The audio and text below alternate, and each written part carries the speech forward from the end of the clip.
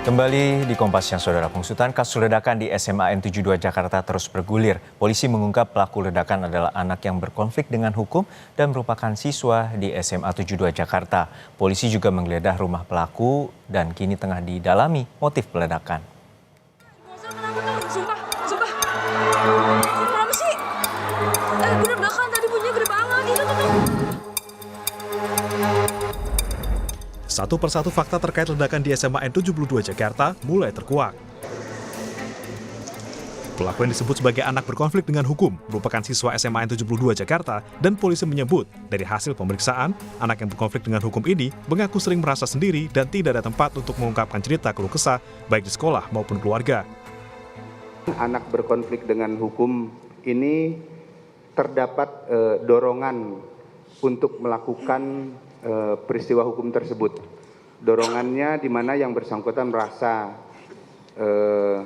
sendiri, kemudian merasa tidak ada yang menjadi tempat untuk menyampaikan keluh kesahnya.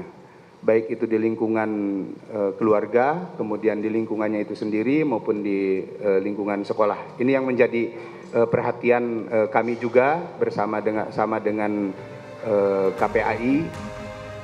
Polisi juga merilis rekaman CCTV saat terduga anak berkonflik dengan hukum melakukan aksinya. Polisi menyebut anak tersebut memasuki gerbang sekolah menjelang waktu sholat Jumat dengan membawa tas punggung dan sempat memantau situasi. Pukul 12.05 waktu Indonesia Barat, ia melepas seragamnya, kemudian berjalan ke masjid sekolah sambil membawa tas dan menenteng senjata mainan. Tak lama kemudian terjadi ledakan.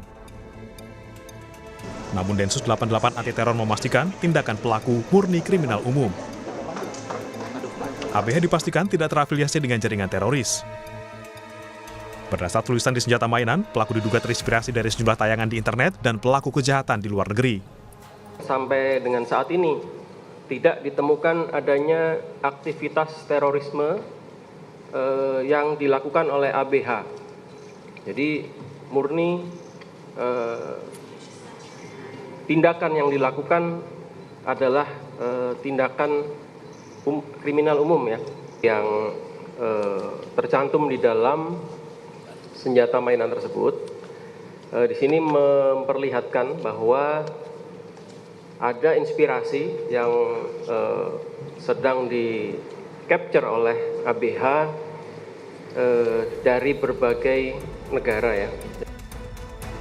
Menyambung pernyataan polisi, KPAI menegaskan dalam kasus ini, proses untuk anak yang berkonflik dengan hukum tidak dapat disamakan dengan pelaku pidana dewasa. Pelaku anak harus diperlakukan lebih manusiawi. Meski belum dipastikan ada perundungan, KPAI mengingatkan pihak sekolah untuk meningkatkan perlindungan keamanan anak. Yang kemudian juga harus dipastikan bahwa anak-anak yang berhadapan dengan hukum ini tidak mendapatkan perlakuan yang tidak manusiawi, dan juga apa yang dilakukan tentu berperspektif pada anak untuk kepentingan terbaik anak, tidak bisa disamakan perlakuannya dengan orang dewasa yang melakukan tindak pidana hukum. Wakil Ketua Komisi 10 DPR yang membidangi pendidikan, lalu Hadrian Irvani menyebut kondisi ini sudah darurat. Lalu mengakui sudah ada regulasi yang mengatur pencegahan kekerasan di lingkungan sekolah, namun dalam pelaksanaannya, lalu mengakui ada yang salah. Komisi 10 DPR akan memanggil Kementerian Pendidikan Dasar dan Menengah pada 17 November mendatang untuk membahas kejadian ini. Salah satu solusi yang ditawarkan yakni membatasi penyebaran konten yang mengandung unsur kekerasan di media sosial. Regulasi tentang tindak kekerasan di antisipasi tindak kekerasan di sekolah juga sudah ada permennya.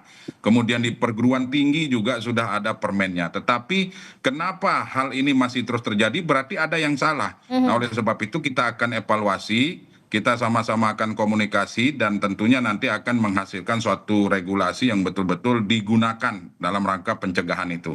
Saya sepakat dengan pembatasan-pembatasan, misalnya sepanjang pembatasan itu juga harus sesuai. Ya, artinya konten-konten itu juga pemerintah harus memiliki listing mana konten negatif, mana konten-konten yang kira-kira bisa memberikan dampak edukatif atau dampak positif terhadap perkembangan para pelajar kita. Sementara itu, akibat ledakan, 11 korban masih dirawat di Rumah Sakit Islam Cempaka Putih. 1 di antaranya berada di ruang ICU. Korban menderita luka bakar di bagian muka dan tubuh dan ditangani oleh 6 dokter spesialis. Direktur Utama Rumah Sakit Islam Jakarta Cempaka Putih menyebut, korban ledakan SMA 72 Jakarta mengalami gangguan pendengaran mencapai 90%. Gangguan pendengaran disebabkan trauma akustik akibat suara ledakan yang dahsyat. 11 orang, 1 orang masih di ICU, dan kemudian sisanya di rawat inap. Kondisi yang dirawat inap berangsur mulai membaik. Adapun yang di ICU kondisinya memang masih cukup parah dan serius, jadi belum bisa pindah ke ruang ranap biasa.